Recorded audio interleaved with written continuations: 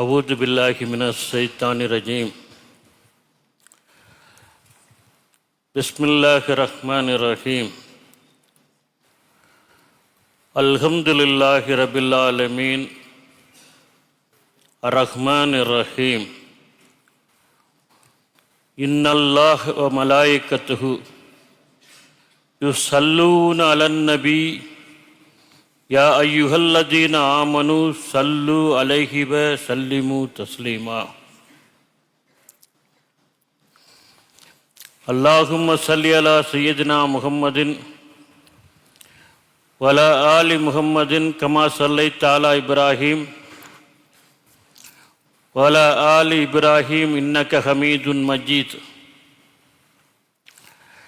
அல்லாஹும்ம பாரிக் அலா முஹம்மதின் வ அலா ஆலி முஹம்மதின் கமா பாரக்த அலா இப்ராஹீம் வ அலா ஆலி இப்ராஹீம் இன்னக ஹமீதுன் மஜீத்.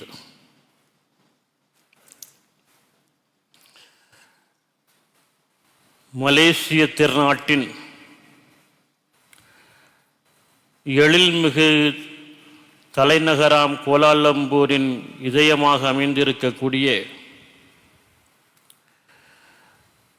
மஸ்ஜித் இந்தியா ஜும்மா பள்ளிவாசலில் நடைபெற்று கொண்டிருக்கக்கூடிய சீரத்து நபி தொடர் சொற்பொழிவிலே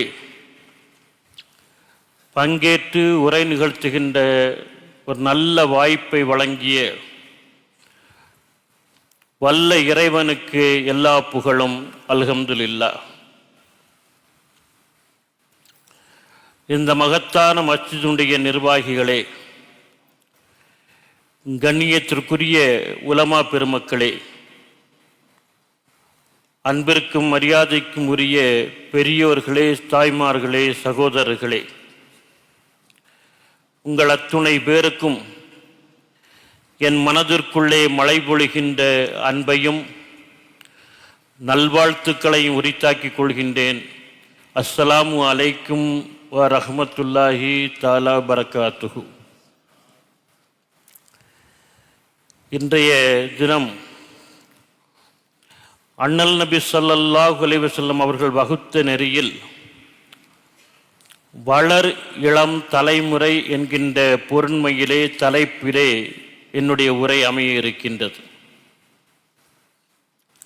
வளர் இளம் தலைமுறை என்றால் சிலருக்கு அந்த வார்த்தை, அந்த சொற்றொடர் புதிதாக தோன்றும்.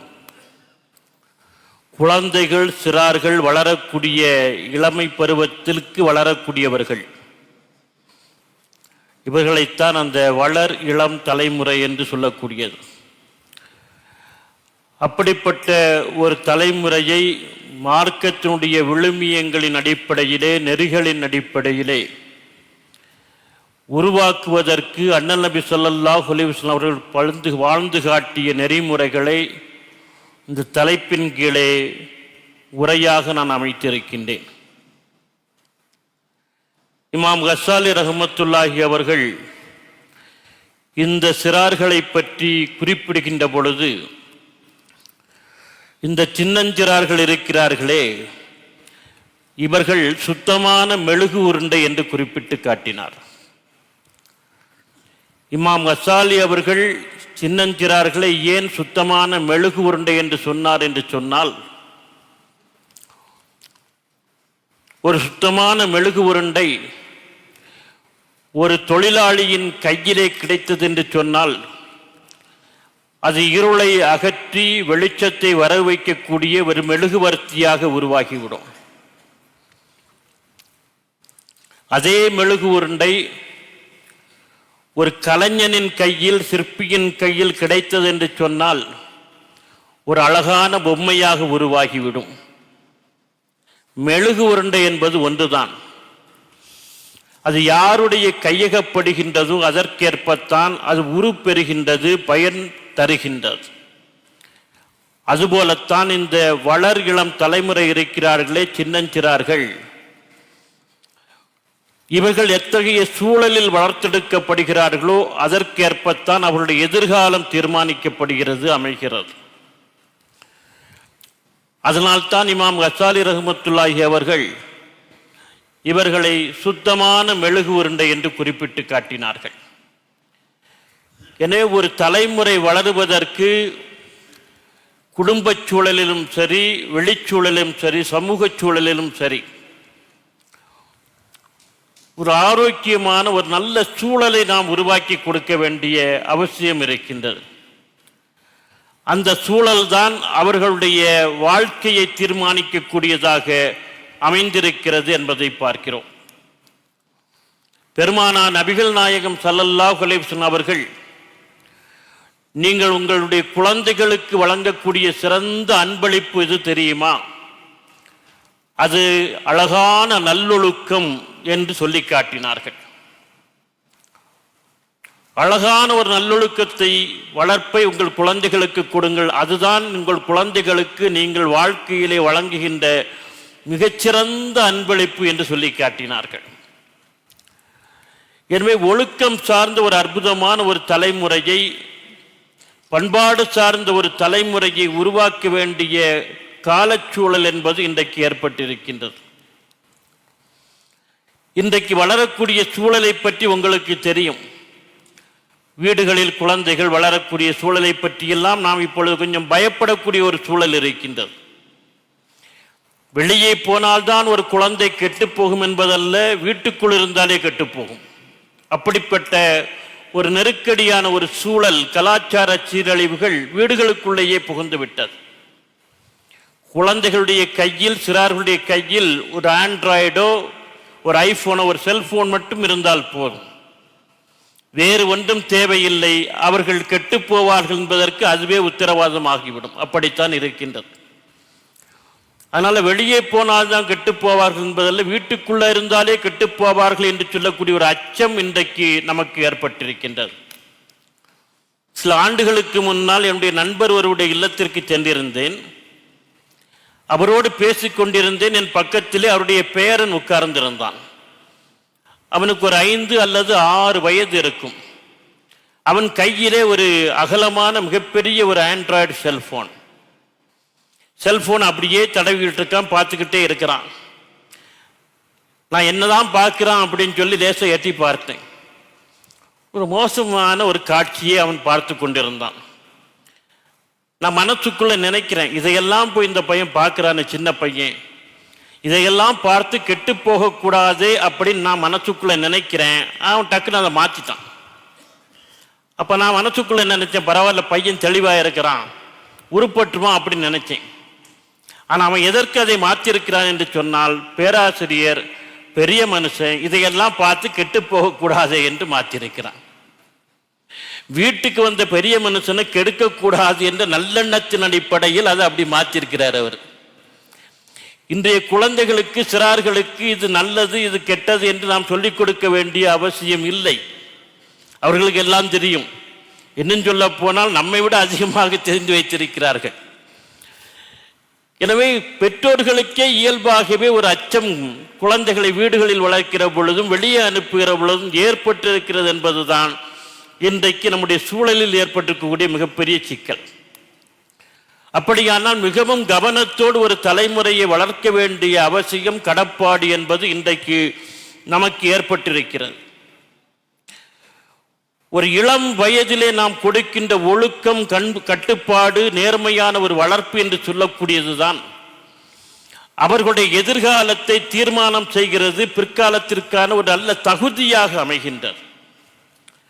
நபிகள் நாயகம் ஸல்லல்லாஹு அலைஹி வஸல்லம் அவர்களுக்கு இந்த நபித்துவம் கிடைத்த அந்த காலகட்டம், அவருடைய 40வது வயதில் அவருக்கு அந்த நுபுவத் என்கின்ற அந்த நபித்துவம், ப்ராஃபட்ஹுட் கிடைத்தது. நான் நபி என்று அவர்கள் எல்லோரையும் சொல்லிக் கொண்டிருந்த காலகட்டத்திலே அவரோடு இளம் வயதிலேயே பழகிய நண்பர்கள், அப்பொழுது 40 வயது அவருக்கு நெருக்கமாக அவரோடு பழகிய நண்பர்கள் நபிகளாரை பற்றி பார்த்து கேட்டார்கள், என்ன திடீர்னு நான் நபி, இறை தூதர் என்று சொல்லிக் கொண்டிருக்கிறாய் என்று கேட்டார்கள். அவருடைய நண்பர்கள், தெரிந்தவர்கள் கேட்டார்கள், என்ன திடீர்னு நபி என்று நான் சொல்கிறாய், இறை தூதர் என்று சொல்கிறாய் என்று கேட்டார்கள். அதற்கு நபிகளார் அவரிடம் திருப்பி கேட்டார், நீங்கள் என்னை என்னுடைய வாலிப வயதில் அறியவில்லையா என்று கேட்டார். என்னுடைய வாலிப வயதில் நீங்கள் என்னை அறிய மாட்டீர்களா, நான் எப்படி இருந்தேன் என்பதை உங்களுக்கு அறிய மாட்டீர்களா, தெரியாதா என்று கேட்டார். அதுக்கு என்ன அர்த்தம் என்று சொன்னால், வாலிப வயதிலே இதே நண்பர்கள் தான் அவரை அஸ்ஸாதிக், உண்மையாளர் என்று சொன்னார்கள், நம்பகத்துக்குரியவர்கள் என்று சொன்னார். அப்படிப்பட்ட ஒரு அற்புதமான வாழ்க்கை இளம் வயதில் பெருமானாரிடம் இருந்தது. வாலிப வயதில் நீங்கள் என்னை அறிய மாட்டீர்களா என்று கேட்டால் என்ன அர்த்தம்? வாலிப வயதில் நான் எப்படி இருந்தேன் என்று அறிந்தால் இப்பொழுது நான் சொல்வது மாறாக இருக்குமா, பொய்யாக இருக்குமா என்பதுதான் அந்த கேள்விக்கு அர்த்தம். அதே வாலிப வயதில் தான் அவர் அல்லமீன், நம்பிக்கையாளர் என்று மக்கமா நகரத்து மக்களால் போற்றப்பட்டார், கொண்டாடப்பட்டார். இதை பெருமானாருடைய அந்த கேள்வி இருக்கிறது, அற்புதமான கேள்வி. வாலிப வயதில் என்னை அறிய மாட்டீர்களா, நான் வாலிப வயதில் இப்படி அல்லமீனாக, அஸ்ஸாதிக்காக, உண்மையாளனாக, நம்பிக்கையாளனாக, ஒழுக்கமானமாக, முழுமையாக, பரிபூர்ணமாக வாழ்ந்து கொண்டிருந்தேன் என்பதை நீங்கள் அறிந்தால் நான் நபி என்று இப்பொழுது சொல்வதை நீங்கள் ஒப்புக்கொள்ளாக வேண்டும் என்பதுதான் அதற்கு பொருள். எனவே நபிகளார் என்கின்ற நுபுவத்திற்கு கூட அவருடைய வாலிப வயதினுடைய வாழ்க்கை என்று சொல்லக்கூடியது ஒரு அற்புதமான ஒரு தகுதியாக இருந்திருக்கிறது என்பதை பார்க்கிறோம். மக்கமா நகரத்திலே அன்றைக்கு போரினால் பாதிக்கப்பட்டு வந்தவர்கள், குடும்பச் சூழல் காரணமாக வறுமையில் பாதிக்கப்பட்டு கிடந்தவர்கள், கடன் கொடுத்து ஏமாந்தவர்கள், சொத்து பிரச்சனை ஏமாந்தவர்கள் என்று நிறைய பேர் இருக்கின்ற பொழுது அவர்களுக்கெல்லாம் ஒரு நல்ல வாழ்க்கை அமைத்து கொடுக்க வேண்டும், அவருடைய பிரச்சனைகளுக்கு தீர்வு காண வேண்டும் என்று மேன்மக்கள் மன்றம் என்று ஒரு மன்றத்தை அன்றைக்கு மக்கமா நகரத்தில் இருக்கக்கூடிய முக்கியஸ்தர்கள் ஆரம்பித்தார்கள். அதற்கு ஹில்ஃபுல் ஃபுலூல் என்று பெயர். அர்த்தம் என்றால் மேன்மக்கள் மன்றம் என்று பெயர். அதிலே நபிகளார் தன்னுடைய இளமை பருவத்திலேயே ரொம்ப ஆரோக்கியமாக அதில் ஈடுபட்டு செயல்பட்டு இருக்கிறார்கள். பிற்காலத்திலே அவர்கள் மதீனாவில் வாழ்ந்து கொண்டிருக்கிற பொழுது ஒரு தடவை சொன்னார்கள், அந்த மேன்மக்கள் மன்றத்திலே அப்துல்லா இப்னு ஜுதான் என்றுடைய இல்லத்திலே வைத்து முதலாக கூடிய அந்த கூட்டத்திலே நானும் கலந்து கொண்டு உடன்படிக்கையிலே கையெழுத்திட்டேன் என்பதை நினைத்து பார்க்கிற பொழுது எனக்கு சிகப்பு ஒட்டகை பரிசாக கிடைத்ததை விட அதிகமான மகிழ்ச்சியாக இருக்கிறது என்று சொன்னார்கள். இப்பொழுதும் கூட அது போன்ற ஒரு மன்றத்தை யாராவது ஆரம்பித்தால் அதிலே நான் சேர்ந்து இயங்குவதற்கு தயாராக இருக்கிறேன் என்று பிற்காலத்திலே சொல்லி காட்டினார்கள். எனவே ஒழுக்கம் சார்ந்த, பண்பாடு சார்ந்த ஒரு வளர்ப்பு, ஆரோக்கியமான சமூக செயல்பாடு இரண்டையும் இளம் வயதிலே சிறார்களின் முதல் இளம் பருவத்தினருக்கு நாம் ஊட்டியாக வேண்டும் என்பதுதான் பெருமானார் சொல்கின்ற அற்புதமான ஒரு விஷயமாக இருக்கிறது. ஒழுக்கம், கட்டுப்பாடு சார்ந்ததுதான் ஒரு மனிதனுடைய பிற்காலத்திற்கான உயர் தகுதியாக இருக்கின்றது. நபி யூசுப் அலைஹிஸ்ஸலாம் அவர்களுடைய வாழ்க்கை வரலாறை குர்ஆன் பேசுகிறது. அழகில் சிறந்தவர்கள், அவரை விட அழகில் சிறந்தவர்கள் யாரும் கிடையாது. அவ்வளவு அழகானவர். அவர் அழகில் எல்லோ பெண்களும் மயங்கி கிடந்தார்கள். யூசுப் அலைஹிஸ்ஸலாம் அவர்கள் வீதியிலே நடந்து வந்தால் காய்கறிகளையும் பழங்களையும் நறுக்கி கொண்டிருக்கக்கூடிய பெண்கள் அவருடைய அழகிலே மயங்கி பழங்களை நறுக்குவதற்கு பதிலாக தங்கள் விரல்களை நறுக்கி கொண்டார்கள் என்று பேசப்படுகிறது. ஒரு முறை அன்னி ஆயிஷா ரலியல்லாஹு தஆலா அன்ஹா அவர்கள் பெருமானார் அமர்ந்து பெய்ந்து போன் அந்த சட்டையை தைத்துக் கொண்டிருக்கிறார்கள். ஆயிஷா ரலியல்லாஹு தஆலா பெருமானாரையே பார்த்து கொண்டிருக்கிறார்கள். தற்செயலாக திரும்பிய பெருமானார் ஆயிஷாவிடம் என்ன ஆயிஷா அப்படி பார்க்கிறாய் என்று. உங்கள் அழகை பார்த்து வியந்து கொண்டிருக்கிறேன். அன்றைக்கு யூசுப் அலைஹிஸ்ஸலாம் அவர்கள் நடந்து செல்கிற பொழுது பெண்கள் அவருடைய அழகில் மயங்கி பழங்களை நறுக்குவதற்கு பதிலாக விரல்களை நறுக்கிக் கொண்டார்களாமே. அந்த பெண்கள் இப்பொழுது உங்களை பார்த்தால் விரல்களை அல்ல, தங்கள் கல்புகளையே நறுக்கிக் கொள்வார்கள், இதயங்களையே நறுக்கிக் கொள்வார்கள் என்று ஆயிஷா அவர்கள் சொன்னதாக நமக்கு தகவல் கிடைக்கிறது. யூசுப் அலைஹிஸ்ஸலாம் அவர்கள் அவ்வளவு பேர் அழகு. அந்த அழகு அவர்களுக்கான தகுதி இல்லை. அந்த அழகு அவர்களுக்கு சிக்கலாக இருந்தது. அந்த நாட்டினுடைய இளவரசி மகாராணி அவரை அடைவதற்கு, அழகின் காரணமாக அடைவதற்கு முயற்சித்த பொழுது, வரலாறு நீண்ட வரலாறு பேசுவது நம்முடைய கொஞ்சம் டைவர்ட் ஆயிரும், ஆனால் அது விரிவாக பேசல. முயன்ற பொழுது இறைவனிடம் ஒரு பிரார்த்தனை வைத்தார்கள். இளம் வயதில் தான் தவறான நடவடிக்கைகளுக்கு வாலிப வயதின் காரணமாக ஆட்பட்டு விடக்கூடாது என்பதற்காக யூசுப் அலைஹிஸ்ஸலாம் அவர்கள் தங்கள் ஒழுக்க கட்டுப்பாடோடு இருப்பதற்கு இறைவன் அமைத்த துவா என்ன தெரியுமா? இறைவா, எனக்கு சிறைச்சாலையை கொடு என்று துவா வைத்தார்கள். எல்லோரும் தவறு செய்தால் சிறைச்சாலைக்கு போவார்கள். ஆனால் யூசுப் அலைஹிஸ்ஸலாம் அவர்கள் தவறு செய்யாமல் இருப்பதற்கு சிறைச்சாலையை துவாவாக கேட்டார்கள். அதன் பிறகு ஒரு பிரச்சனை வந்து அவர்களுக்கு சிறை தண்டனை கிடைத்தது. 1.5 ஆண்டுகள் சிறையில் இருந்தார்கள் என்பதை பார்க்கிறோம். அப்படியானால் அவருடைய அழகு என்பது புற அழகு அல்ல, பெரிய விஷயம். அவருடைய அகத்தின் அழகுதான் அவருக்கான அடையாளம். அவரை உயர்ந்த நபியாக நமக்கு காட்டுவது அவருடைய அகத்தினுடைய அழகுதான். உள்ளத்தில் உண்மை ஒளி உண்டாயின் வாக்கினிலே இனிமை உண்டாம் என்று பாரதியார் பாடுவார். அகத்தின் அழகு முகத்தில் தெரியும் என்றெல்லாம் பேசுவார்கள். அகமது செம்மையானால் மார்க்கமது செம்மையாகும் என்று பேசுவார்கள். எனவே உள்ளத்தினுடைய அழகை உருவாக்குவது என்பதுதான் குழந்தைகளுக்கும் சிறார்களுக்கும் வளர்ப்பது என்பதுதான் நமக்கு அடிப்படையான, அதற்கு ஒழுக்கம் என்பதுதான் தகுதி. தாமஸ் பெயின் என்று சொல்லக்கூடிய அறிஞன் சொல்லுவான், if wealth is last nothing is last. If health is lost, something is lost. If character is lost, everything is lost. ஒருவன் தன் செல்வத்தை இழந்தால் அவன் இழந்தது எதுவுமே இல்லையாம். ஒருவன் தன்னுடைய உடல் நலத்தை இழந்தால் அவன் தன்னில் கொஞ்சத்தை இழந்திருக்கிறான், ஏதோ கொஞ்சம் இழந்திருக்கான். ஆனால் அவனுடைய கேரக்டர், ஒழுக்கத்தை இழந்து விட்டான் என்று சொன்னால் அவன் எல்லாவற்றையும் இழந்ததற்கு சமம் என்று பேசுகிற பொழுதுதான் உஸ்வத்தின் ஹசனா என்று அழகிய முன்மாதிரியாக பெருமானாருடைய அற்புதமான வாழ்க்கை நமக்கு முன்னால் இருக்கிறது.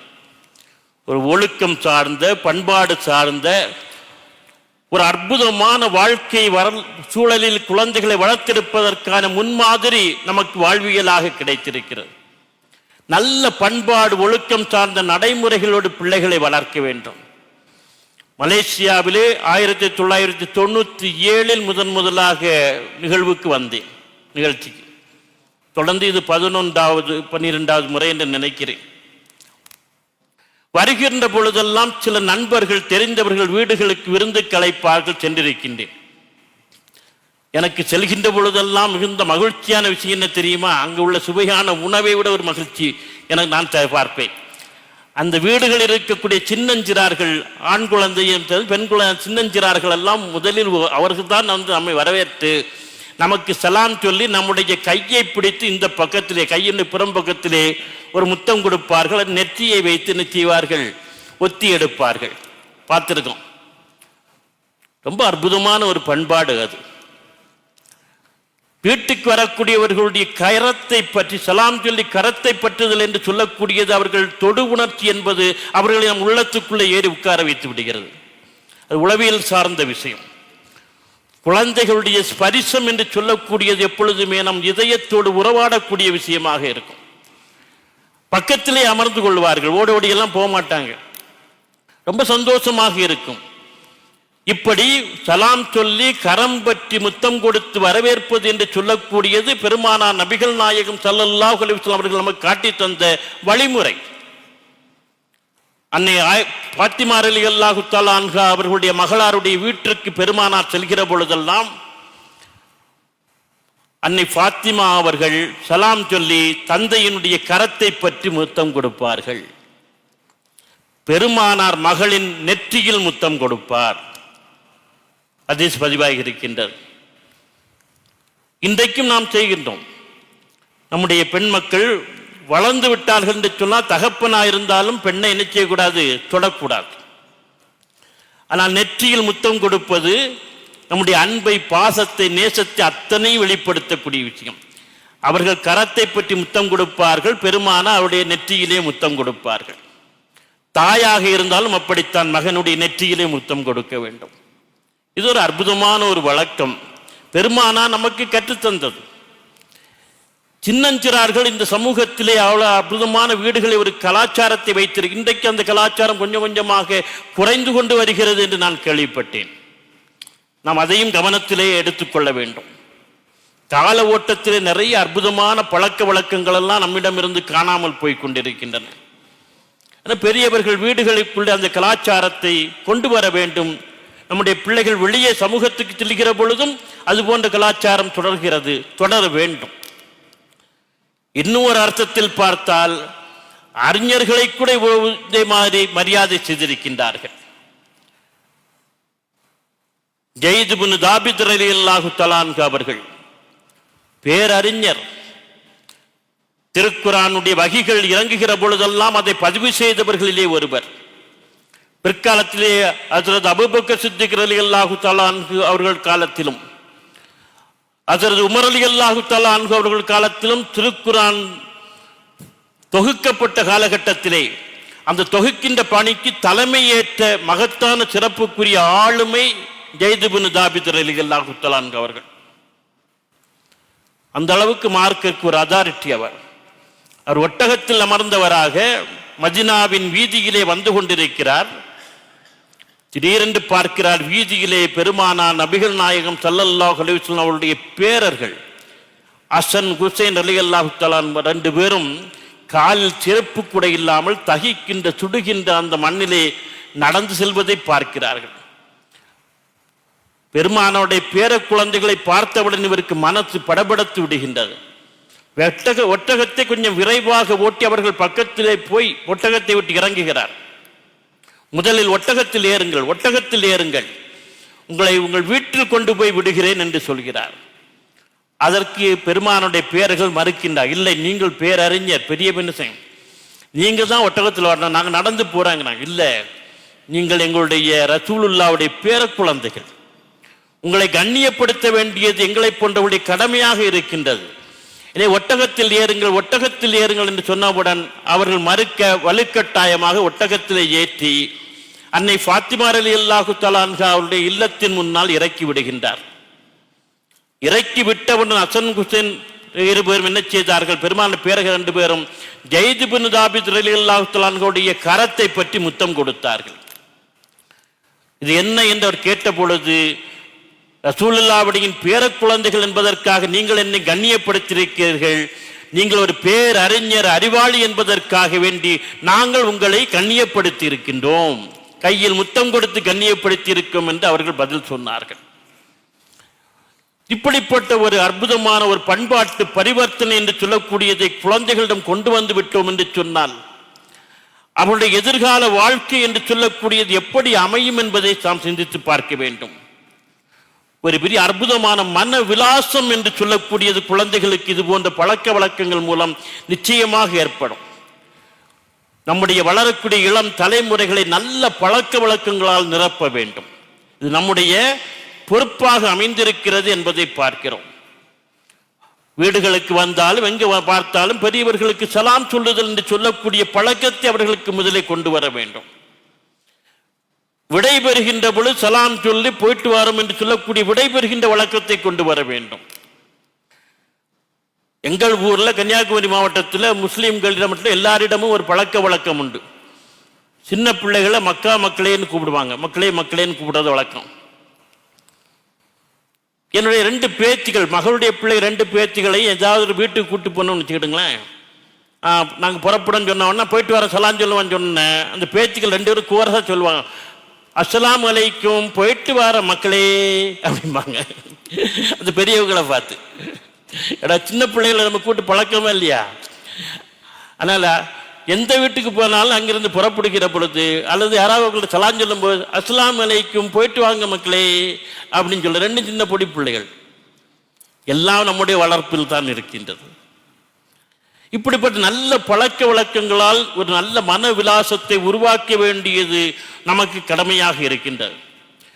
சரி, இந்த வளரக்கூடிய இளம் தலைமுறைகளுக்கு அதை எப்படி சொல்ல வேண்டும் என்பதும் ஒரு அறிவுபூர்வமான அணுகுமுறை என்று சொல்லக்கூடியது இருக்கிறது. நாம் அறிவுரை சொல்கிறோம், அட்வைஸ் பண்றோம், எடுத்த உடனே அவர்களிடம் என்ன செய்யக்கூடாது? எதையும் பேசக்கூடாது. பெருமானார் அதை செய்யவில்லை. முதலில் அவர்கள் என்ன செய்ய வேண்டும்? அவருடைய நல்ல விஷயங்கள் ஏதாவது ஒன்றை எடுத்து அவர்களை பாராட்ட வேண்டும். நம்முடைய அன்பை முதலில் அவர்களுக்கு வெளிப்படுத்த வேண்டும். அவர்களை என்ன செய்ய வேண்டும்? அவர்களிடம் இருக்கக்கூடிய நல்ல குணத்தை, ஒரு திறனை, ஏதோ ஒன்றை வைத்து அவர்களை என்ன செய்ய வேண்டும்? பாராட்ட வேண்டும். நம் அன்பை வெளிப்படுத்தி அவர்களை ஏதோ ஒன்றை வைத்து பாராட்டி விட்டோம் என்று சொன்னால் அவர்கள் கொஞ்சம் நமக்கு வசப்பட்டு விடுவார்கள். நாம் சொல்வதை கேட்பதற்கு என்ன செய்வார்கள்? தயாராகி விடுவார்கள். இதை அதன் பிறகுதான் அறிவுரை சொல்ல வேண்டும். பெருமானார் இந்த அற்புதமான வழிமுறையை நமக்கு கற்றுத்தந்திருக்கிறார்கள். அப்துல்லா இப்னு உமர் ரலியல்லாஹு தஆலா அன்ஹு அவர்கள் சிறுவர். உமர் ரலியல்லாஹு தஆலா அன்ஹுடைய மகன். சின்ன வயசுல அவ்வளவு கெட்டிக்காரனாக இருந்தார் என்று வரலாற்றில் அவரை பற்றி நிறைய விஷயங்கள் நமக்கு கிடைக்கிறது, ஹதீஸ்களையும் வரலாற்றிலையும். உமர் ரலியல்லாஹு தஆலா அன்ஹு அவர்கள் பெருமானம் பேசிக்கொண்டிருக்கிற பொழுது, நீங்க அப்துல்லாவுக்கு கொஞ்சம் அறிவுரை சொல்லுங்க, அவர் நிறைய நேரம் தகச்ச தொழுறதில்லை, நம்ம பெரிய மனுஷன் நாமளே சொல்ல மாட்டேங்கிறோம், பல நேரங்களில் வெட்டுறோம். சிறுவர் நீங்க சொன்னா கேட்பார். இன்னொன்னு, பெருமானார் என்ன உங்க தகச்ச தொழிலாமையை தொழக்கூடாதுன்னு சொல்லல, வந்தவரை அருகே அணைத்து கொண்டு என்ன செய்தார்கள்? அப்துல்லா மிகவும் நல்லவர். பெருமானா சொல்றாங்க, அப்துல்லா மிகவும் நல்லவர். அப்துல்லா இப்னு உமர் மிகவும் நல்லவர். அவர் தகச்ச தொழுதால் இன்னும் நல்லவராக இருப்பார், மிகவும் நல்லவராக இருப்பார் என்று பெருமானா சொல்றாங்க. என்ன அழகு பாருங்க. முதல்ல அவரை பார்த்து, நீ ரொம்ப நல்ல பையன் சொல்றோம்ல, நீ தொழுதியன்னா இன்னும் ரொம்ப நல்ல பையனா இருப்ப, அப்படி என்றான் அவர்கள் என்ன செய்கிறார்கள்? அறிவுரை சொல்கிறார்கள். பாராட்டு, அன்பை வெளிப்படுத்தல், அதற்கு பிறகு அறிவுரை சொல்லல் என்று சொல்லக்கூடிய ஒரு அருமையான வழக்கத்தை நாம் குழந்தைகளுக்கு எதை எப்படி சொல்ல வேண்டும் என்று பெருமானார் கற்றுத்தந்திருக்கிறார்கள். இன்னைக்கு சிறார்கள் சிமிகள் உட்காந்து செல்போன்ல அதுல இதுல விளையாடிக்கிட்டு இருக்கான்னா நாம் உடனடியாக கண்டித்தால் அவர்கள் கேட்க மாட்டாங்க. நான் என்ன பண்ண, சமீபத்தில் நமக்கு தெரிஞ்ச ஒரு பையன் ரொம்ப அதிகமாக செல்போனை பார்த்துக்கிட்டே இருக்கான்னு அவங்க பெற்றோர் சொன்னாங்க. நான் அவன் வீட்டுக்கு போகும்போது உட்காந்து செல்ஃபோன் நோண்டிட்டு உட்காந்துருக்கான். நான் அவங்ககிட்ட போய் உட்காந்து, என்ன பார்க்குற? நல்ல கேம் விளையாடியப்பா, சூப்பர் கேமில் இது, இந்த கேம் எந்த ஆப்பில்ப்பா இருக்கு எனக்கு தெரியாத, இதெல்லாம் டவுன்லோட் பண்ணி வச்சிருக்கியா அப்படின்னு பேச ஆரம்பித்தேன். அவனை பாராட்டினேன், அருமையான கேம், நல்ல கேம் நீ டவுன்லோட் பண்ணி வச்சு விளையாடுற, இதெல்லாம் உனக்கு தெரியுமா? எனக்கு தெரியாத அப்படின்னு சொல்லிக்கிட்டு, சரி இந்த கேமோட முடிச்சுக்கிட்டப்போ அதுக்கு பிறகு என்ன செய்யக்கூடாது, ரொம்ப நேரம் பார்க்கக்கூடாது அப்படின்னு அப்படி பார்த்தான். அவரை பாராட்டிக்கிட்டு அப்படி பார்த்தான். பார்த்தீங்கன்னா கண் பார்வையெல்லாம் பிரச்சனை வரும்ப்பா, செல்ஃபோன்லேயே பார்த்துருந்தீங்கன்னா உனக்கு பாட புத்தகத்தை கூட ரொம்ப நேரம் வாசிக்க முடியாது, ரீடிங் ஹேபிட் போயிடும். அதிக நேரம் செல்ஃபோன் பார்க்கக்கூடிய பிள்ளைகளுக்கு இன்றைக்கு ஆய்வில் கண்டுபிடித்த விஷயம். பாடத்திட்டத்தை கூட அது படிக்க முடியாது, ஆனால் அளவாக பார்த்துக்குன்னு அறிவுரை சொன்னேன். இப்படித்தான் நாம் என்ன செய்ய வேண்டியிருக்கிறது, குழந்தைகளிடம் இன்றைக்கு செல்ல வேண்டிய அவசியம் இருக்கிறது. சமீபத்தில் ஒரு யூடியூப்லேயே டிக்டாக்ல ஒன்று பார்த்தேன். ஒரு தகப்பன் உட்கார்ந்து, இங்கே இல்லை அரபு நாட்டில் நடந்த விஷயம், வீட்டில் தொழுதுகிட்டு இருக்கான். சின்ன பையன், அந்த பையனுக்கு 3 வயசு 4 வயசு கூட 3 வயசு தான் இருக்கும், 2 இல்லை 3 வயசு இருக்கும். தகப்பன் தொழுவதையே பக்கத்தில் சோபா செட்டில் உட்காந்து பார்த்துக்கிட்டே இருக்கான். அவங்க கிட்ட ஒரு செல்ஃபோன் இருக்குது, பார்த்துக்கிட்டே இருக்கான். தகப்பன் அத்தகையாத்தில் உட்கார்ந்து விரல் இப்படி நீட்டுன்னு ஓடி போய் அந்த சென்சார் லாக் எடுப்போம்ல, அதை அத்தகையாத்து விரல் நீட்டணும் இதில் வச்சு ஓப்பன் பண்ணிட்டான். ஓப்பன் பண்ணிட்டு உட்காந்து சோபாவில் உட்காந்து பார்த்துக்கிட்டு இருக்கான். குழந்தைகள் நம்ம செல்ஃபோன் எடுத்து நோண்டுறாங்க, வைக்கிறாங்க, பார்க்குறான்னு நம்ம லாக்கு போட்டு வைக்கிறோம். இப்போ சென்சார் லாக்கு விரல் ஃபிங்கர் டிப் டச் பண்ணோம்னா என்னது ஓப்பன் ஆயிரும், அப்படியெல்லாம் இருக்குது. தகப்பம் போட்டு வச்சுட்டு தொழுதுகிட்டு இருந்தா எப்பண்டா அத்தகையாத்தில் உட்கார்ந்து இல்லல்லா அப்படின்னு விரல் நீட்டான் பார்த்துக்கிட்டு இருந்து கரெக்டாக கொண்டு போய் ஓப்பன் பண்ணிட்டான். ஓப்பன் பண்ணிட்டு சோபாவில் உட்காந்து பார்த்துக்கிட்டு இருக்கான். இதை அவனுடைய மனைவி, அந்த பையனுடைய தாய் எடுத்து போட்டிருக்கான். என் பையன் அவ்வளோ கெட்டிக்காரத்தனமா செயல்படுறான் பாரு அப்படின்ட்டு. இந்த தலைமுறையிடம் நாம் என்ன செய்வதுன்னு ஆச்சரியமா இருக்கிறது. எப்படி வழிக்கு கொண்டு வருவது என்று ஆச்சரியம் இருக்கிற பொழுது அறிவுபூர்வமான ஒரு அணுகுமுறையை மேற்கொள்ள வேண்டும் என்பது காலத்தின் அவசியம்.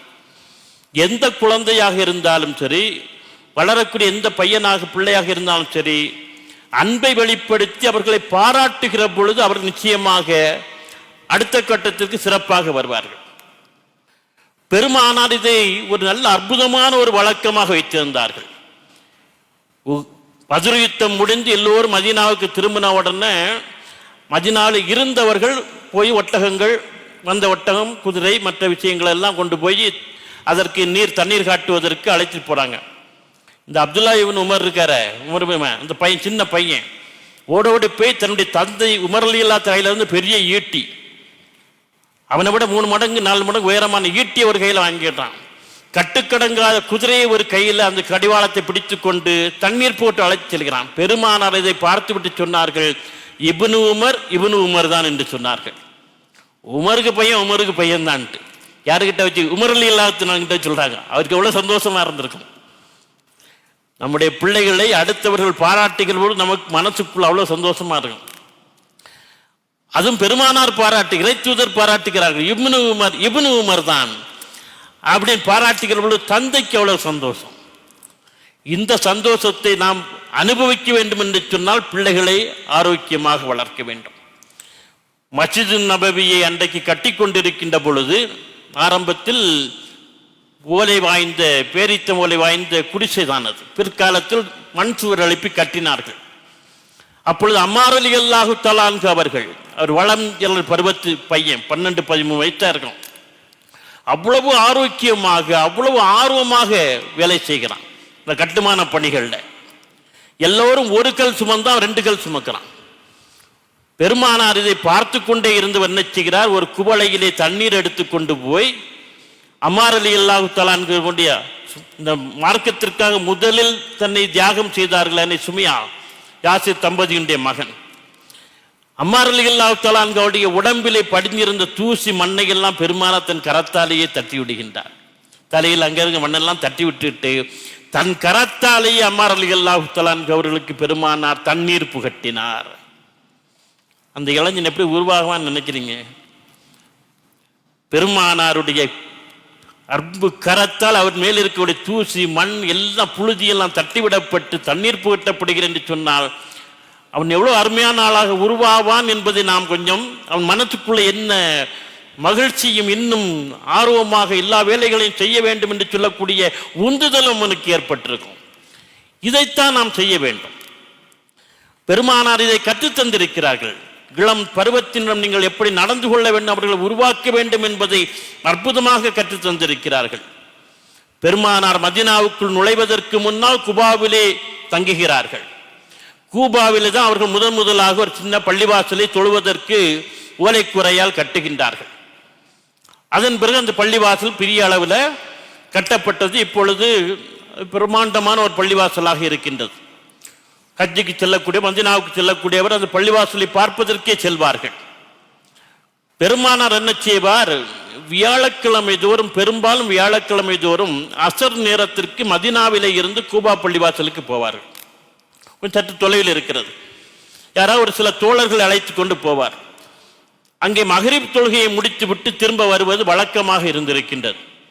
போகிற பொழுதெல்லாம் பெருமானார் பார்க்கிறார்கள், அங்கே ஒரு இளம் பருவத்து வயசு, சின்ன குறைந்த வயதுடைய ஒரு இளைஞன். பெருமானார் போகிற பொழுதெல்லாம் அவன் என்ன செய்கிறான், பள்ளிவாசலை சுத்தப்படுத்துகிறான், விளக்கேற்றி வைக்கிறான். பார்த்து கொண்டே இருந்த பெருமானார் ஒரு நாள் அவனிடம் சொன்னார்கள், எனக்கு இன்னொரு ஃபாத்திமா இல்லையே, எனக்கு இன்னொரு ஃபாத்திமா இல்லையே, இருந்திருந்தால் உனக்கு நான் நிக்காக செய்து கொடுத்திருப்பேன் என்று சொன்னார்கள். என்ன அங்கீகாரம் பாருங்க, ஒரு இளைஞனுக்கு பெருமானார் கொடுத்த அங்கீகாரம் அவ்வளவு அற்புதமான அங்கீகாரம்.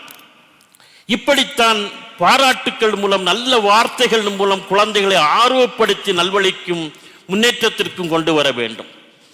அறிவுறுத்தல், கற்பித்தல் என்று சொல்லக்கூடியதில் முதலில் நம் உடலாலும் உள்ளத்தாலும் அவர்களை நெருங்க வேண்டும். நாம் என்ன செய்ய வேண்டும் என்று சொன்னால், ஒரு பையனை பார்க்க வைக்கிறோம்னா முதல்ல அவன் தலையை தடவுதல், அவன் தோளில் அப்படியே என்ன செய்வது, அப்படியே கையை போடுறது, அல்லது அவன் கையை பற்றி கொண்டு பேசுவது, நடப்பது, ஏதாவது இனிப்பு போன்றவற்றை கொடுப்பது போன்றவற்றின் மூலம் அவனை கொஞ்சம் நெருங்கி பாருங்க. நம்ம சொல்றதை அவன் கேட்பான்.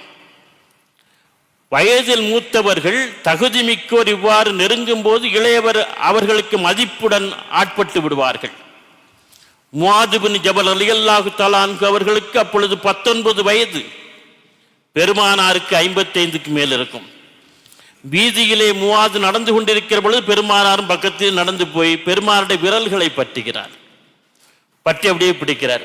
முஆதுக்கு அப்படியே சில்லுகிறார்.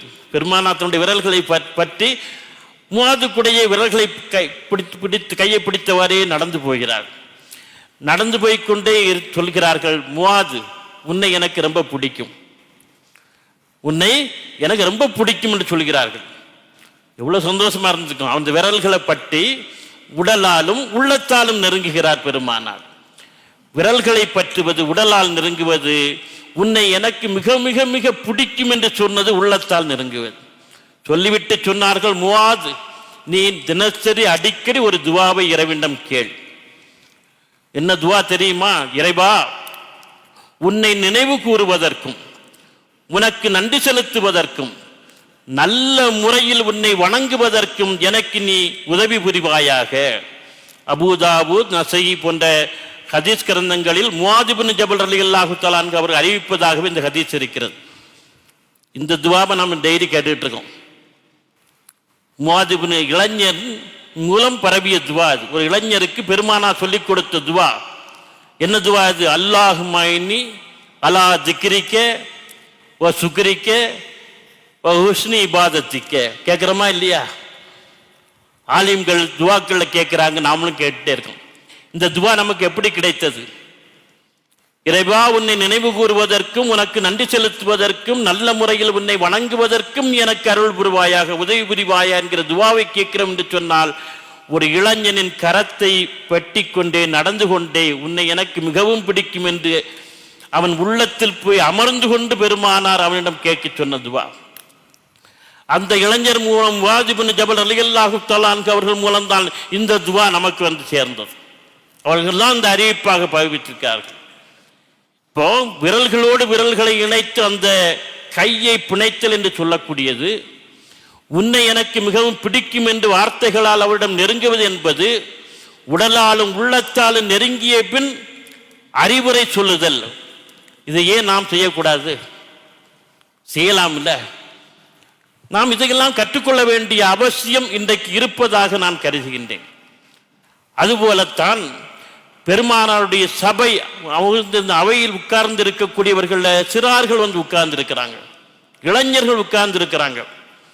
நம்முடைய அரங்குகளிலே இன்றைக்கெல்லாம் பார்த்தா பெரும்பாலும் இளைஞர்களும் வரவில்லை, வளரிளம் சிறைமுறை சார்ந்த சிறார்களும் அதிகம் வருவதில்லை, பெற்றோர்களும் அழைத்து கொண்டு தகப்பன்மார்களும் அழைத்து கொண்டு வருவதில்லை.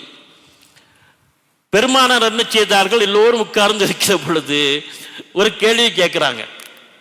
உங்களில் யாராவது சொர்க்கத்துக்கு சென்றிருக்கின்றீர்களா என்று கேட்டிருக்காங்க. பெருமானார் ஒருவர் தான் சொர்க்கத்தை மிகராஜி மூலம் பார்த்தவர். உங்களுக்கு யாராவது நீங்கள் உங்களில் யாராவது சொர்க்கத்துக்கு சென்றிருக்கிறீர்கள்? சபையில் அப்படியே அமைதி நிலவுகிறது. இந்த அப்துல்லா இப்னு உமர் இருக்க சின்ன பையன் கையை தூக்கி, நான் சொர்க்கத்துக்கு போயிருக்கிறேன் அப்படின்ட்டு உடனே உமர் ரலியல்லாஹு தலையில் கையை வச்சுட்டாரு. ஐயோ, ஆயை வச்சு சும்மா இருக்க தகப்பினார், ஆயை வச்சு சும்மா இருக்க மாட்டான் போல் இருக்கு, எல்லாரும் அமைதியா இருக்கிறாங்க, நான் போயிருக்கிறேன் அப்படின்னு அப்துல்லா இப்னு உமர் கையை தூக்குறாரு. பெருமானார் சிரித்து கொண்டு அடுத்து கேட்டார், உங்கள் யாரெல்லாம் அந்த சொர்க்கத்து தண்ணீர் இருக்குது, கௌசரத்துடைய அந்த தடாகத்தினுடைய தண்ணீர், அது யாரெல்லாம் பருகிருக்கிறீர்கள் கேட்டான். எல்லாம் அமைதியா இருக்கிறாங்க. அப்துல்லா இப்னு உமர், நான் இந்த தண்ணியை குடிச்சிருக்கேன் அப்படின்ட்டு. பெருமானார் சிரித்துக்கிட்டே அடுத்து கேட்டாங்க, சொர்க்கத்து உணவை உங்களில் யாரெல்லாம் சாப்பிட்டு இருக்கின்றீர்கள்? எல்லாரும் அமைதியா இருக்காங்க. அப்துல்லா இப்னு உமர் கையை தூக்கி, யார சொல்ல, நான் சாப்பிட்டுருக்கேன், சொர்க்கத்து உணவை சாப்பிட்டுருக்கேன் அப்படின்ட்டு. சரி, அவனை பக்கத்துக்கு விட்டு, எப்ப நீ சொர்க்கத்துக்கு போன, எப்ப சொர்க்கத்து தண்ணீரையும் உணவையும் சாப்பிட்டு கேட்ட உடனே, நீங்கள் மிகராஜ் பயணம் சென்று வந்த விஷயத்தை அன்றொரு நாள் பேசிக்கொண்டிருந்தீர்கள் மஸ்ஜிது நபவியில், இதே போன்ற அவைகளை பேசிக்கொண்டிருந்தீர்கள். மக்காவிலிருந்து மதீனாவுக்கு வருவதற்கு முன்னால் அந்த மிகராஜ் பயணம் நடக்குது. சமீபத்தில் ஒரு நாள் நீங்கள் பேசிக்கொண்டிருந்தீர்கள், நீங்கள் எங்கிருந்து புறப்பட்டோம், எப்படி போனோம், அங்கே என்ன பார்த்தோம், ஒரு வானம் கடந்து போன போல் என்ன பார்த்தோம், சொர்க்கத்தை பார்த்தது, தடாகத்தை தண்ணீர் இருந்தது.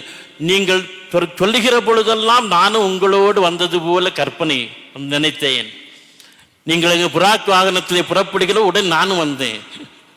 இந்த குழந்தைகள் இப்படித்தான் கற்பனை பண்ணும். நம்ம ஒரு விஷயத்தை சொல்லி, அதான் அந்த சின்ன குழந்தைகளுக்கு கதைகள் சொல்லுகிற பொழுது கற்பனை ஆற்றல் வளரும்.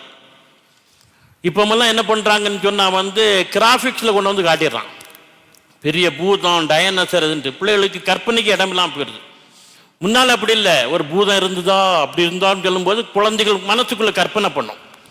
இந்த கற்பனை ஆற்றல் தான் கிரியேட்டிவிட்டியை உண்டு பண்ணுகிறது, படைப்பாற்றலை உண்டு பண்ணுகிறது என்று சொல்கிறார்கள்.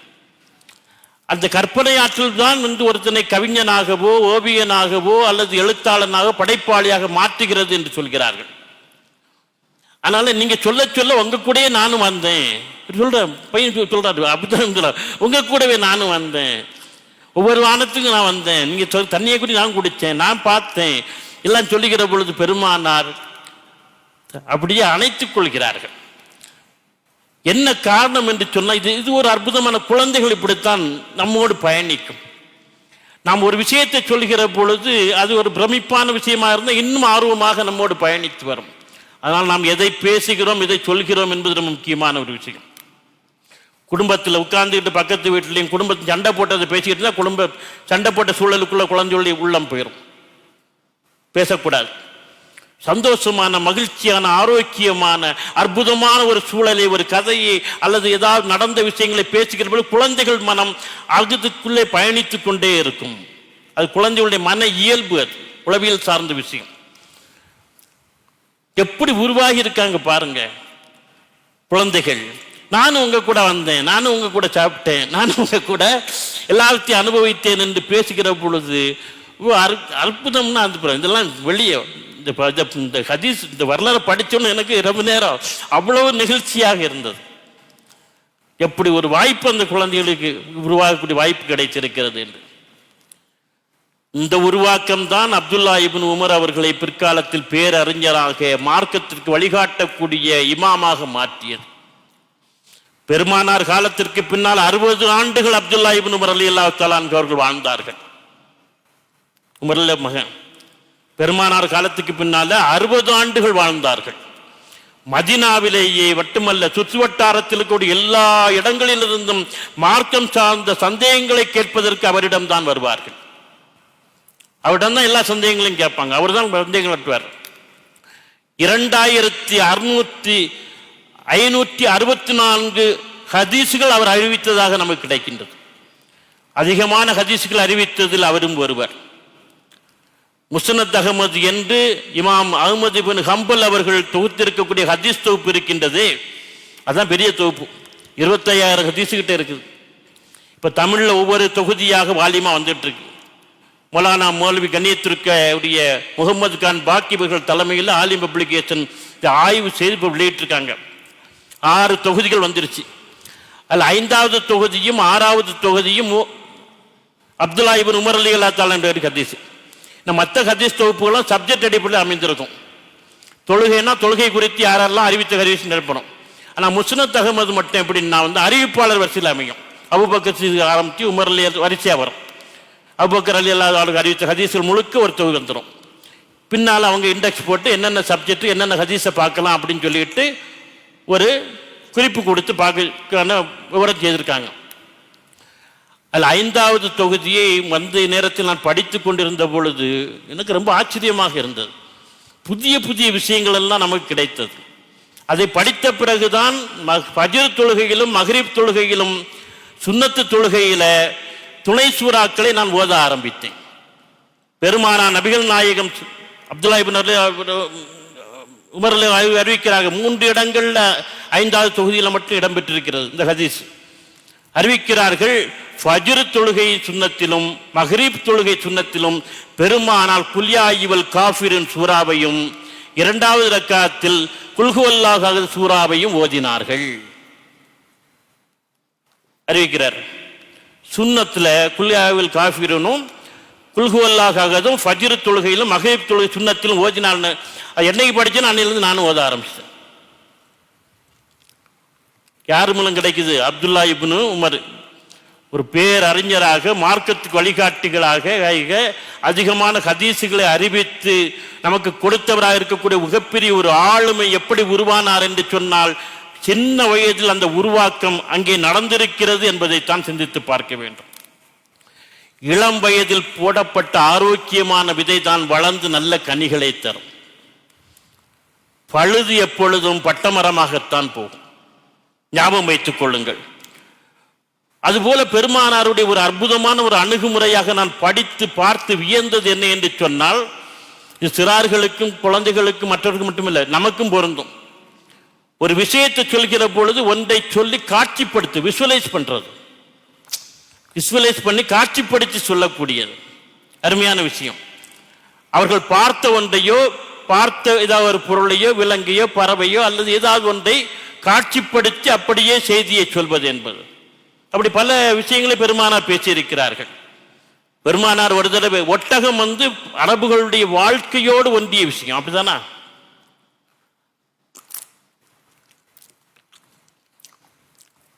அரபு சமூகத்தினுடைய வாழ்க்கையோடு பயணிக்கக்கூடிய ஒரு அற்புதமான விலங்கு ஒட்டகம்.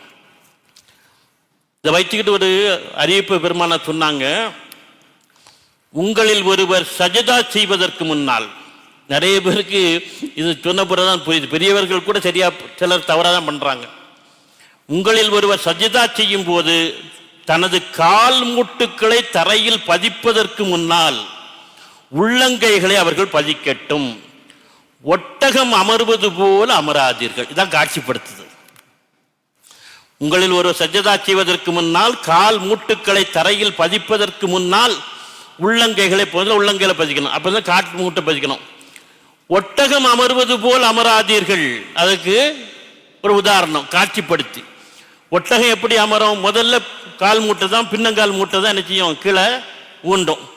அதுக்கு பிறகுதான் முன்னங்கால் மூட்டை கீழே ஊண்டும். அப்படி அமராதீங்க, நீங்க முதல் உள்ளங்கையை பதித்து விட்டு கால் மூட்டுக்களை கிளை பதியுங்கள் என்று சொன்னார்கள். இப்போ சொல்லுகிற பொழுது ஒட்டகம் அமர்வது போல் அமராதுன்னு சொன்ன உடனே அது ஒரு காட்சிப்படுத்துதல், விஷுவலைஸ் பண்ணி கொடுக்கிறது.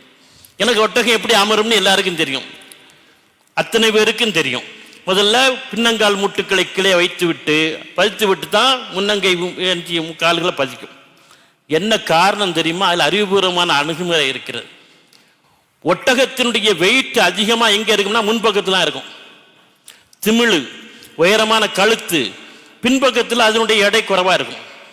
உடம்பினுடைய பகுதிக்கு பின்னால ஒட்டகத்துக்கு எடை கம்மியா இருக்கும்.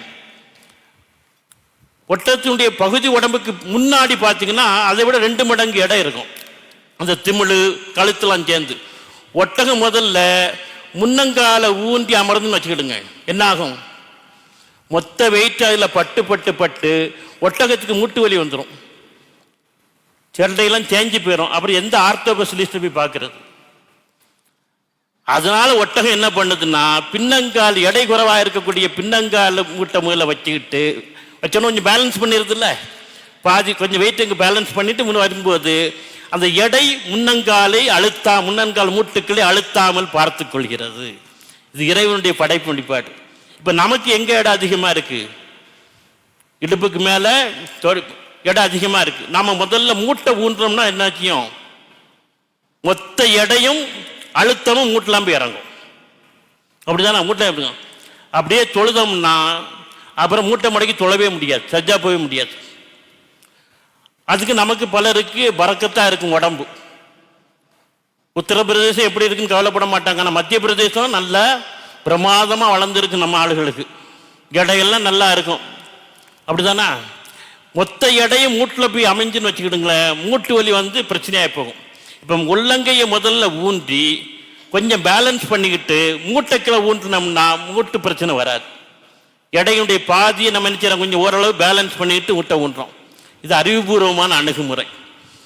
இதை சொல்லுகிற பொழுது பெருமானா ஒரு காட்சிப்படுத்தக்கூடிய ஒரு செய்தி சொன்னாங்க, ஒட்டகம் அமர்வது போல் அமராதீர்கள், உள்ளங்கையை முதல் பதித்து விட்டு 2ஆவது மூட்டை பதிங்கன்னு சொன்னாங்க. இப்போ யாருக்கு எதை எப்படி சொல்வது என்று சொல்லக்கூடிய ஒரு அறிவார்ந்த ஒரு அணுகுமுறை என்று சொல்லக்கூடியதுதான் நம் பெருமானாரிடம் கற்றுக்கொள்ள வேண்டிய ஒரு அற்புதமான ஒரு விஷயமாக அமைந்திருக்கின்றது. இப்போ முன்னாலெல்லாம் பெரியவங்க என்ன பண்ணுவாங்கன்னு சொன்னா, சின்ன பிள்ளைகளை உட்கார வச்சு நிறைய விஷயங்களை சொல்லிக் கொடுப்பாங்க. இப்போ அதை பார்க்கவே முடியல. எங்க ஊர்ல அப்துல் காதர் சாஹிப்னு ஒரு பெரியவர் இருந்தார். தலையில பெட்டி, வளையல் பெட்டி எல்லாம் தூக்கிட்டு போய் ஊரா வியாபாரம் செய்வார். பெரும்பாலும் மகரிபு தொழுகைக்கு பின்னால பள்ளிவாசல்ல உட்கார்ந்து எங்களை மாயப்பட்ட சின்ன பசங்களாம் கூப்பிட்டு தொழுகை விஷயங்கள் எது எப்படி இருக்குன்னு சொல்லி தருவார். அத்தகையாத்தெல்லாம் இன்னும் கடைசி அதுக்கு பின்னால் உள்ள சூறா கூட எனக்கு அப்பயுமே மனப்படாமல் போச்சு, அதுக்குள்ள உள்ள துவா கூட. அந்த அளவுக்கு அவர் சொல்லி தந்துதான் மனப்பாடம் ஆச்சு. அவர் சொல்லுவார், சப்பில் நிற்கும் போது காலை ரொம்ப அகட்டி நிற்காத சொல்லுவார். காலை அகட்டி நிற்காத, காலை சேர்த்து வச்சு நிற்காத. நீ எப்படி நிற்கணும்னா, ஒரு தேங்காவை உள்ள, எங்கள் ஊரில் சுற்றி தென்னந்தோட்டமாக இருக்கும், தென்னந்தோட்டத்துக்குலாம் ஊரே இருக்கும். நம்ம ரஃபீஸ் ஊருக்கு வரதுக்கு அவங்களுக்கு தெரியும், தென்னந்தோட்டத்துக்குள்ள தான் ஊரே இருக்கும். அதனால தேங்காய் எங்களுக்கு அடிக்கடி பார்த்த விஷயம். ஒரு தேங்காவை காலுக்கடையில் வச்சா நிற்கணும், அந்த அளவுக்கு இடைவெளி விட்டு நின்றும்பார். பெரிய ஆளுகள் சொன்னால் பெரிய தேங்காய், ஒன்றுமா சின்ன பையனை சின்ன தேங்காய் அப்படி சொல்லுவார். வைக்கக்கூடிய அளவுக்கு காலுக்கடையில் இடைவெளி இருக்கட்டும்னாரு. இன்னைக்கு அதை மறக்க முடியல. என்ன அழகாக சொல்லி தந்திருக்காங்க பாருங்க. குழந்தைகளுக்கு சிறார்களுக்கு இப்படித்தான் சொல்லிக் கொடுக்க வேண்டும். பெருமானார் இந்த அணுகுமுறையை கற்றுத்தந்தார்கள். குழந்தைகளுக்கு சிறார்கள் நமக்கும் கற்றுத்தந்திருக்கிறார்கள். எல்லாவற்றிலும் ஒரு அழகிய முன்மாதிரி என்று சொல்லக்கூடியது வளர்ப்பு முறையில் இருக்க வேண்டும். ஒரு தடவை பெருமானார் நபிகள் நாயகம் ஸல்லல்லாஹு அலைஹி வஸல்லம் அவர்கள் அன்னை ஃபாத்திமா ரலியல்லாஹு தஆலா அன்ஹா அவருடைய இல்லத்துக்கு வருகிறாங்க, மகளாருடைய இல்லத்துக்கு. அப்போ ஃபாத்திமா ரலியல்லாஹு தஆலா அன்ஹா அவர் கொஞ்சம் பதட்டமாக இருக்கிறாங்க. என்ன ஃபாத்திமா ரொம்ப பதட்டமாக இருக்கு? இல்லை, உங்கள் பேர குழந்தைகள் ரொம்ப நேரம் ஆச்சு வெளியே போய் இன்னும் வீட்டுக்கு வரல. பதட்டப்படாத, எங்கேயாவது இருப்பாங்க விளையாடிட்டு, நான் பார்த்து கூட்டிட்டு வரேன்னு பெருமானார் பேர பிள்ளைகளை தேடி போகிறார். போனால் ஊருக்குள்ளே காணோம். போகிற பொழுது அங்கே ஒரு பேரீச்சந்தோட்டம் இருக்கு, அதை நோக்கி பெருமானார் அவர்கள் அங்கே இருக்கலாம் என்று போகிற பொழுது ஆடுகளை மேய்த்து கொண்டு ஒருவர் வருகிறார், அவர் இடையே வருகிறார். அவர் பெருமானாருக்கு கொஞ்சம் பதட்டத்தில் போறார். பேர குழந்தைகளை காண தேடிக்கிட்டு, என்ன உங்கள் பேர பிள்ளைகளை நீங்கள் தேடுறீங்களான்னு அந்த ஆடு மேய்க்கிற கேட்டார். ஆமாம், அவர்கள் இப்படி தான் போனாங்க, அந்த பேரீச்சந்தோட்டத்துக்குலாம் போனால் அங்கே தான் இருப்பாங்க. கொஞ்ச நேரத்திற்கு முன்னால் நான் அவர்களை பார்த்தேன். முகம் ரொம்ப சோர்வாக இருந்தது, பசியால் வாடிப்போய் இருந்தார்கள். ஆட்டில் இருந்து நான் உங்களுக்கு பால் கறந்து தரட்டுமா என்று கேட்டேன். உங்கள் பேரன், மூத்த பேரன் கேட்டான், இது உங்கள் ஆடா வேறு ஆளுக்கு ஆடான்னு கேட்டான். என்கிட்ட என்னுடைய ஆடு இல்லை, முதலாளிக்கு ஆடு. அப்படின்னா அவருடைய அனுமதி இல்லாமல் நீங்கள் பாலை கறந்து தரக்கூடாது, தந்தால் அது நாங்கள் சாப்பிடுவது கூடாது. எனவே நான் தரமட்டுமா என்று கேட்டதை மறுத்து விட்டு அவர்கள் என்ன செய்தாங்க, போய்விட்டார்கள். உங்கள் ஆடுகளாக இருந்தால் கறந்து கொடுங்க, சாப்பிடும். உங்கள் முதலாளியின் ஆடுகளில் இருந்து அவர் அனுமதி இல்லாமல் கறந்து கொடுத்தால் அது சாப்பிடக்கூடாது, ஹராம் என்று மறுத்து விட்டு என்ன செய்தார்கள், பேரித்தந்தோட்டத்திற்குள்ளே போய்விட்டார்கள். சொன்ன பெருமானாருக்கு இதை கேட்டவன் அப்படியே உணர்ச்சி வசப்படுறாங்க. பேரக்குழந்தைகளுடைய அந்த வளர்ப்பு, அவருடைய ஒழுக்கம், கட்டுப்பா எப்படி இருக்குன்று. அங்கே போகிறாங்க, அங்கே ஒரு மரத்தடியில் பசியால் வாடி போய் 2 பேர் தூங்கிட்டு இருக்காங்க. போய் 2 பேரையும் தோளோடு அணைத்து தூக்கி கொண்டு வந்து, ஃபாத்திமா முதல் இவர்களுக்கு ஏதாவது கொடு, இவர்கள் பசியை அமர்த்து சொல்லிவிட்டு அன்னை ஃபாத்திமா ரலியல்லாஹு தஆலா அன்ஹா அவர்களை பார்த்து பெருமானார் சொன்னார்கள், ஃபாத்திமா, என்னை விட நீ உன் பிள்ளைகளை மிக அற்புதமாக வளர்த்திருக்கிறாய், நன்றாக வளர்த்திருக்கிறாய் என்று சொன்னாங்க. பெருமானார் நபிகள் நாயகம் ஸல்லல்லாஹு அலைஹி வஸல்லம் அவர்களே உஸ்வத்துன் ஹஸனா, அழகிய முன்மாதிரி. அப்படிப்பட்ட அழகிய முன்மாதிரி தன் மகளை பார்த்து, என்னை விட உன் பிள்ளைகளை நீ அதிகம் அழகாக அற்புதமாக வளர்த்தேன்னு சொன்னா, இந்த சர்டிபிகேட், இந்த சான்றிதழ் நம்முடைய மகள்களுக்கு, பிள்ளைகளுக்கு வர வேண்டும். அப்படிப்பட்ட ஒரு வளர்ப்பு முறையை நாம் என்ன செய்ய வேண்டும், கொண்டு வர வேண்டிய அவசியம் இருக்கிறது.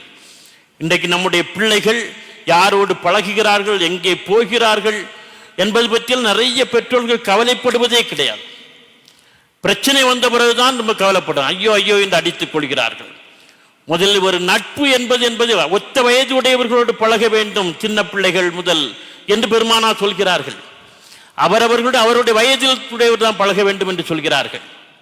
பின்னால மதீனாவிற்கு வந்தவுடன் முஹாஜிர்களுக்கும் அன்சாரிகளுக்கும் இடையிலே உறவாக்கத்தை செய்தார்கள், ஒருவருக்கு ஒரு நண்பராக்கினாரே. அப்படி வருகிற பொழுது கூட ஒத்த வயது உடையவர்களைத்தான் பெரும்பாலும் என்ன செய்தார்கள், பெருமானார் சகோதரத்துவ உறவுக்கு கொண்டு வந்தார். அபூதர் ரலியல்லாஹு தஆலா அன்ஹு அவர்களையும் சல்மான் ஃபாரிஸி ரலியல்லாஹு அவர்களையும் சகோதரராக்கினார். ஏன்னா 2 பேரும் ஒத்த வயது உடையவர்கள், ஒத்த உணர்வுடையவர்கள். வயதுக்கு மீறிய பழக்கம் இருந்தால் பிள்ளைகள் கெட்டு போவதற்கு வாய்ப்பு இருக்கிறது. ஒரு நட்பை தேர்ந்தெடுத்துக் பொழுது கூட எப்படி தேர்ந்தெடுக்க வேண்டும் என்று பெருமானார் சொல்கிற போது சொன்னார்கள், குறைந்தது 3 நாட்கள் ஒருவரோடு பயணம் செய்து பார். ஒருத்தர் கூட ஒரு 3 நாள் பயணம் செய்யும்போது தெரிஞ்சுப்போம் அவருடைய கேரக்டர் என்ன தெரிஞ்சுப்போம். இல்லைன்னா கொடுக்கல் வாங்கல் வச்சுப்பாரு. இது ஒரு அருமையான விஷயம். காசு பணம் கொடுக்கல் வாங்கல் வச்சாலே ஒருத்தனுடைய நேர்மை நாணயம் உண்மைத்தன்மை என்னன்னு தெரிஞ்சுப்போம். இந்த மாதிரி விஷயங்களுக்கு பிறகு அவரை நட்பாக தோழமையாக ஏற்றுக்கொள்ளலாமா என்பதை நீ என்ன செய், முடிவு செய் என்று பெருமானார் சொன்னார்கள் என்று சொன்னால் எல்லாவற்றிலும் அந்த அணுகுமுறையை நாம் கையாள வேண்டிய அவசியம் இருக்கிறது. அதீதமான கவனம் என்று சொல்லக்கூடிய இன்றைக்கு பெற்றோர்களுக்கு சமுதாயத்திலே தேவைப்படுகிறது, வீடுகளிலே தேவைப்படுகிறது. எந்த தீய சக்திகளும் வீடுகளுக்குள்ளே நுழைந்து விடாமல், சமுதாயத்துக்குள்ளே நுழைந்து விடாமல் பாதுகாக்க வேண்டியது இன்றைக்கு பெரியவர்களுடைய, சமுதாயத்திற்கு முன்னணியாக இருக்கக்கூடிய பெற்றோர்களுடைய அத்தனை பேருடைய கடமையாக இருக்கிறது. இந்த ராணி தேனி என்று ஒன்று இருக்கிறது, அது போன்று இருக்க வேண்டும். ஒவ்வொரு தேன்கூட்டிற்கும் ஒரு தலைமை உண்டு. அங்கே ஆண் கிடையாது, பெண் தான் தலைமை.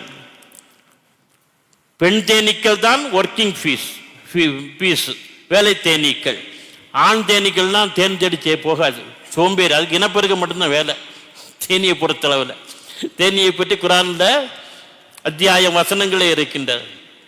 நாம் அதற்கு வகி அறிவித்து கொடுக்கிறோம். அதை பற்றி தனியாக பேசணும், அதுக்கு நேரம் இல்லை. இந்த ராணி தேன் என்ன செய்யும் தெரியுமா?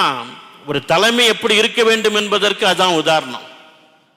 நீங்கள் எப்பொழுது பார்த்தாலும் தேன் கூட்டுக்கு கீழே சில தேனீக்கள் செத்து கிடக்கும். நீங்க எந்த தேன் கூட்டு கீழே பார்த்தாலும் சரி, ஒரு தேன் கூடு இருக்குன்னா கீழே சில தேனீக்கள் செத்து கிடக்கும். என்ன தேனீக்கள் தெரியுமா? 2 வகையான தேனீக்கள். ஒன்று, வேறு கூடுகளில் இருந்து அந்த கூட்டுக்கு வரக்கூடிய தேனீக்கள் உள்ள அனுமதிக்காது. இந்த தேனீ கூட்டிலே ஆயிரக்கணக்கான தேனி இருக்கும். ஆனா ஒரு தேனி வெளிக்கூட்டில இருந்து வந்தா உள்ள அனுமதிக்காது. ஏன்னா வெளியே இருந்து வரக்கூடிய எப்படின்னு சொல்ல முடியாதுல்ல, எப்படி வரான்னு சொல்ல முடியாது, அனுமதிக்காது. அதை வெட்டி கொண்டு விடும், அந்த தேனி செத்து கிடக்கும். இன்னொரு தேனி என்ன தெரியுமா? நச்சு பூக்களிலே இருந்து தேனை அறிந்து வரக்கூடிய அந்த கூட்டை சார்ந்த தேனீக்கள். நல்ல பூக்களிலே இருந்து தேனை அறிந்து வரக்கூடிய தேனில், அதுக்கு பேர் என்னது, மது, நெக்டார் என்று சொல்லுவாங்க. தேனி அருந்தி உள்ளே போய் ஒரு கெமிக்கல் ரியாக்ஷன் நடந்து வெளியேறக்கூடியதான் ஹனி, தேனி.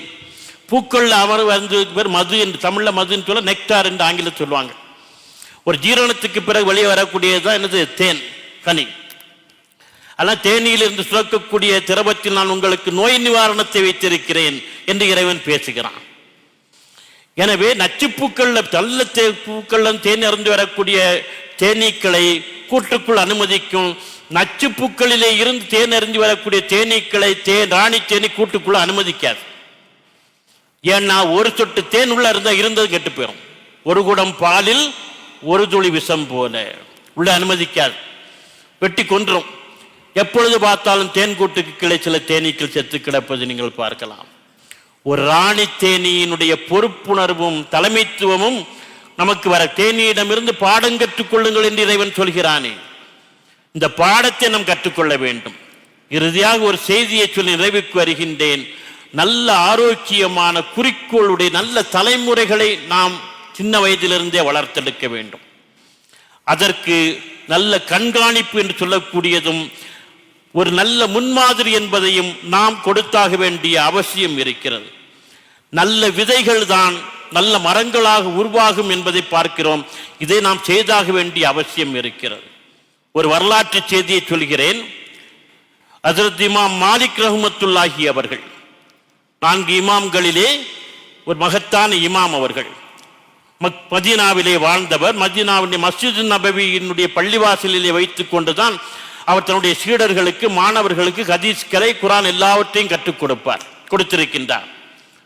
ஒரு நாள் ஹதீஸ்களை கற்றுக் கொடுத்து கொண்டிருக்கிறார் இமாம் மாலிக் ரஹ்மத்துல்லாஹி அவர்கள். மதீனாவுக்குள்ளே ஒரு யானை வந்து விடுகிறது.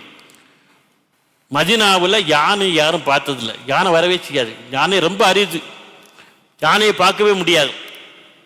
ஒரு யானை வந்த உடனே உள்ளே சத்தம், ஆரவாரம், யானை வந்திருக்கு, யானை வந்திருக்கு, யானை வந்திருக்கு. மக்கள் பார்க்காத ஒரு மிருகம். இன்னைக்கு கூட 1000 தடவை பார்த்தாலும் நம்ம திரும்பி பார்க்கிறோம்ல. 2 விஷயத்தை நம்ம 2-3 விஷயத்தை எத்தனை தடவை பார்த்தாலும் நமக்கு அழுக்காது. ஒன்று என்னது, குரங்கு, எத்தனை தடவை பார்த்தாலும் அது திரும்பி பார்ப்போம். இன்னொன்று யானை. இன்னொன்று என்னது, ட்ரெயின் போனாலும் ஏதோ 1000 தடவை ட்ரெயினில் போனாலும் அது போகிறத பார்த்து வேடிக்கை பார்த்துட்டு இருப்போம். ஆனா யானையே பார்க்காத ஒரு ஊருக்குள்ள யானை வருது. வந்தா ஒரே சத்தம் தெருவில் வெளியே யானை வந்துருக்கணும்னு மாலிக் இமாம் கிட்ட படிச்சுக்கிட்டு இருந்த பசங்க எல்லா ஊழையும் ஓடி போயிட்டாங்க. எல்லாம் கிதாபுல போட்டுக்கிட்டு யானையை வேடிக்கை பார்க்க ஓடிட்டாங்க. ஒரே ஒரு மாணவன் மட்டும் உட்கார்ந்துருந்தான். யஹ்சபுல் ஹைஸ் என்று சொல்லக்கூடிய மாணவன் மட்டும் உட்கார்ந்திருந்தான். யஹ்சபுல் லைஸ் அவர் பேர். உட்கார்ந்திருந்தான். எல்லாம் வேடிக்கை பார்த்து போயிட்டாங்க. மாலிக் இமாம் யஹ்சபுல் லைஸ் கேட்டா, நீ என்ன யானையை வேடிக்கை பார்க்க போகவில்லையா என்று கேட்டார். அதுக்கு யஹ்சபுல் லைஸ் சொன்னா, நான் யானையை வேடிக்கை பார்ப்பதற்கு வெளியூரிலிருந்து இங்கே உங்களிடம் படிக்க வரவில்லை, மார்க்க கல்வியை உங்களிடம் கற்றுக்கொள்வதற்காக வேண்டி வந்திருக்கிறேன், வேடிக்கை பார்க்க வரவில்லை என்று சொல்லி உட்கார்ந்திருந்தார். அந்த யஹ்சபுல் லைஸ் தான் இமாம் மாலிக்குடைய தலைமை மாணாக்கர், தலைமை சீடராக இருந்தார். முவத்தா என்று சொல்லக்கூடிய அவர் ஹதீஸ்களை போன்ற தொகுப்புகளை உருவாக்குகின்ற பொழுது அத்தனையிலும் யஹ்சபுல் லைஸுடைய பேர் எல்லா இடத்திலும் வரும். அவர்தான் முன்னணியில் இருந்தார். அவர்தான் அவருக்கு முதன்மை சீடராக இருந்து முவத்தா உருவாக்கத்திலே இமாமுக்கு பேருதவி புரிந்தவராக தன்னுடைய பெயரை நிலைநிறுத்தி விட்டு சென்றார். நமக்கு நிறைய வேடிக்கைகள் நிறைய வெளியே வரும். நிறைய வேடிக்கைகள் உண்டு இந்த சமுதாயத்திலே. எங்க போனாலும் வேடிக்கை பார்க்க உண்டு. அந்த வேடிக்கைகளின் பால் நம்முடைய தலைமுறை கவனத்தை செலுத்தி விட்டது என்று சொன்னால் அது நல்ல தலைமுறையாக உருவாகாது. யஹ்சபுல் லைஸ் போல குறிக்கோளுடன் இருக்கக்கூடிய ஒரு தலைமுறை என்று சொல்லக்கூடியது நமக்கு தேவை. அதை உருவாக்க வேண்டும்.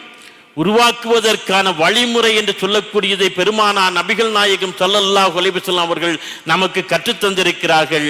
நடைமுறைப்படுத்தி காட்டி முன்னுதாரணங்களை தந்திருக்கிறார்கள். அந்த வாழ்வியலை நாம் முதலில் முழுமையாக தெரிந்து கொண்டு ஒரு அற்புதமான வளரிளம் தலைமுறையை உருவாக்கினோம் என்று சொன்னால் அவர்களுடைய எதிர்காலம் என்று சொல்லக்கூடியது மிகச்சிறப்பாக அமையும். நாமும் வாழ்க்கையிலே மன நிறைவோடும் மகிழ்ச்சியோடும் நம்முடைய முதுமை காலத்தை அனுபவிக்க முடியும் என்று சொல்லி இந்த அற்புதமான வாய்ப்புக்கு நன்றி கூறி விடைபெறுகின்றேன். ஆகிரு தவானா அனில் ஹம்துலில்லாஹி ரப்பில் ஆலமீன். அஸ்ஸலாமு அலைக்கும் வ ரஹ்மத்துல்லாஹி தஆலா வ பரகாத்துஹு.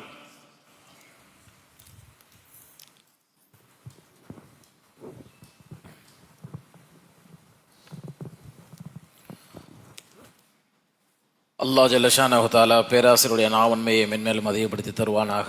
இனி வரும் காலங்களில் நம்முடைய பிள்ளைகளை நல்ல முறையில் வளர்த்து அவர்களை சிறந்த தலைமுறைகளாக உருவாக்குவதற்கு வல்லல்லாஹ் தௌஃபீக் செய்வானாக. நாளைய தலைப்பு அன்னல் நபி ஸல்லல்லாஹு அலைஹி வஸல்லம் அவர்கள் வகுத்த நெறியில் மனித மதிப்பு என்கிற தலைப்பின் கீழ் சொற்பொழிவு நிகழும். ஜமாத்தார்கள் அனைவரும் கலந்து கொண்டு சிறப்பிக்குமாறு அன்போடு கேட்டுக்கொள்ளப்படுகின்றீர்கள்.